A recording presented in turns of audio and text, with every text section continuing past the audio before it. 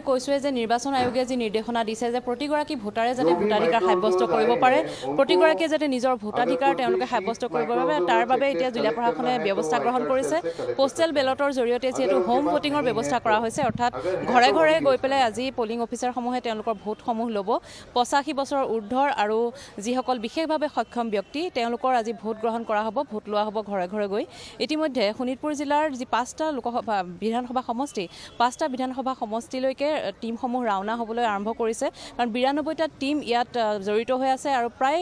600 কৰ্মচাৰী ইয়াত জড়িত হৈ আছে আমি পৰিৱেশো দেখুৱাব বিচাৰিম আৰু লগতে তথ্যখিনিও জনাব বিচাৰিম আৰু কিছু যেহেতু জিলা বিষয়া আছে আমি কথা পাতিবলৈ চেষ্টা কৰিম ইয়াত যেহেতু শোণিতপুৰ লোকসভা সমষ্টিত মুঠ প্ৰায় 3000 ভোটাৰ আছে এনে ধৰণৰ যিসকল প্ৰায় 85 বছৰৰ ঊৰ্ধ্বৰ আৰু বিশেষভাৱে সক্ষম ব্যক্তি যিসকলে ভোট কেন্দ্ৰলৈ আহি তেওঁলোকে ভোটাধিকাৰ সাব্যস্ত কৰিব নোৱাৰে বিভিন্ন কাৰণত তেওঁলোকৰ শাৰীৰিক অক্ষমতাৰ বাবেই হওক বা বয়সৰ বাবেই হওক তেওঁলোকে ভোটাধিকাৰ সাব্যস্ত কৰিব নোৱাৰে তাৰ বাবে তেওঁলোকৰ বাবে বিশেষ ব্যৱস্থা কৰা হৈছে আমি জিলা আয়ুক্তগৰাকী আছে আমি তেওঁলোকৰ পৰাই জানিব বিচাৰিম আমি আজিৰ প্ৰক্ৰিয়াটোৰ বিষয়ে আজি ব্যৱস্থাটোৰ বিষয়ে অকণমান এইটো হোম ভোটিং আমাৰ যিসকলে আহিব পলিং ষ্টেচনত আহিবৰ কাৰণে অসমৰ্থ বা তেওঁলোক হয়তো বিশেষভাৱে সক্ষম ব্যক্তি হ'ব পাৰে বা মানে জ্যেষ্ঠ নাগৰিক হ'ব পাৰে তেনেকুৱা যিবিলাক আমি অলৰেডি তেওঁলোকৰ পৰা আমি পাইছোঁ আমাৰ ফৰ্ম তেওঁলোকে জমা দিছে সেই আটাইখিনি ভোটাৰৰ বাবে এইটো এটা নতুন সুবিধা যোৱা আগৰ ইলেকশ্যনৰ পৰাই হৈছে এইটো মানে আমাৰ ষ্টাফে আমাৰ এটা পলিং টিম এটা বনোৱা হয় আৰু পলিং টিমটোৱে তেওঁলোকৰ ঘৰে ঘৰে গৈ তেওঁলোকৰ পৰা পোষ্টেল বেলটৰ জৰিয়তে তেওঁলোকৰ পৰা ভোট লয়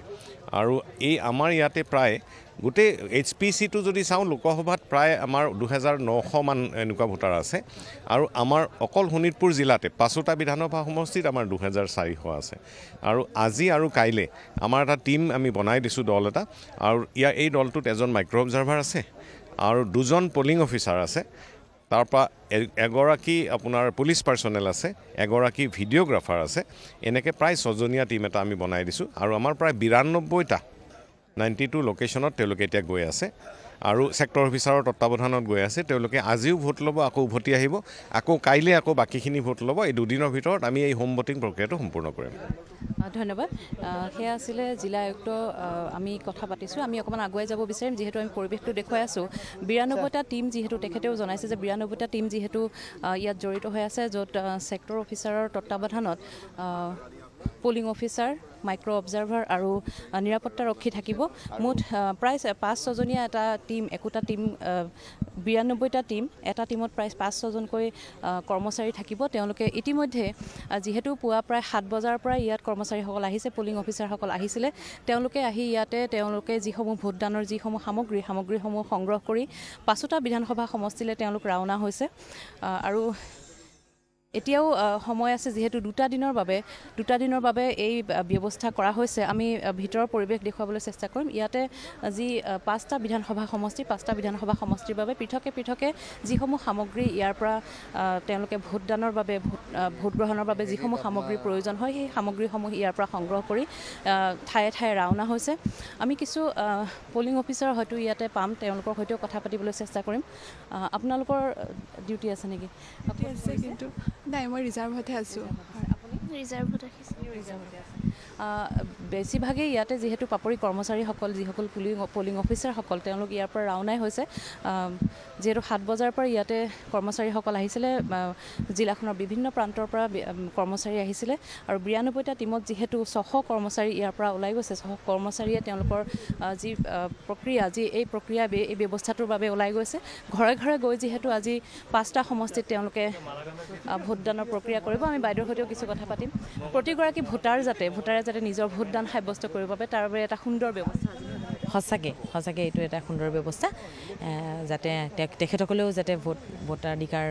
সাব্যস্ত কৰিব পাৰে সেইটো এটা ব্যৱস্থা বিভিন্ন সময়ত দেখা যায় যে ধৰক শাৰীৰিক অক্ষমতাৰ বাবে হওক বা বয়সৰ বাবে তেওঁলোকে ভোট সাব্যস্ত কৰিবলৈ আহিব নোৱাৰে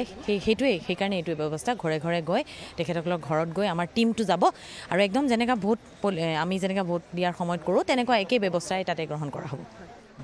এনেধৰণে এতিয়া যিহেতু ভোট কেন্দ্ৰত যেনেধৰণে যি পৰিৱেশত আচলতে ভোটদান প্ৰক্ৰিয়া সাব্যস্ত কৰে ভোটাধিকাৰ সাব্যস্ত কৰে তেনেধৰণে এটা পৰিৱেশত তেওঁলোকে যিসকল ভোটাৰে তেওঁলোকৰ ভোটাধিকাৰ সাব্যস্ত কৰিব পাৰিব 92টা টিম ইতিমধ্যে ইয়াৰ পৰা ৰাওনা হৈছে আজি আৰু কাইলৈ 2টা দিনৰ বাবে তেওঁলোকে এই ভোটাধিকাৰ এই যি বিশেষ ব্যৱস্থা ইয়াত গ্ৰহণ কৰা হৈছে আজি আৰু কাইলৈ পুৱা 7 বজাৰ পৰাই আজি যেনেধৰণে পুৱা 7 বজাৰ পৰা এনেধৰণে ঘৰে ঘৰে গৈ ভোটাধিকাৰ সাব্যস্ত কৰাৰ বাবে তেওঁলোকে ব্যৱস্থা গ্ৰহণ কৰিছে কাইলৈ তেনেকৈ আৰম্ভ হ'ব আৰু শোণিতপুৰ জিলাৰ যি 5টা যি বিধানসভা সমষ্টি 5টা বিধানসভা সমষ্টিত মুঠ 2400 ভোটাৰ আছে এনেধৰণৰ যিসকলে ভোট কেন্দ্ৰলৈ আহি ভোট সাব্যস্ত কৰিব নোৱাৰে আৰু যিহেতু শোণিতপুৰ লোকসভা সমষ্টি বৃহত্তৰ শোণিতপুৰ লোকসভা সমষ্টিত প্ৰায় 3000 এনেধৰণৰ ভোটাৰ আছে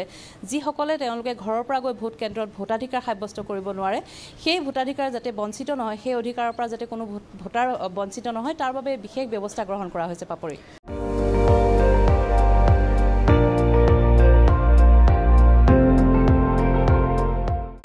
আপুনি চাই আছে ND24 সৰ্বশ্ৰেষ্ঠ নহয় সৰ্বোত্তমৰ দৌৰ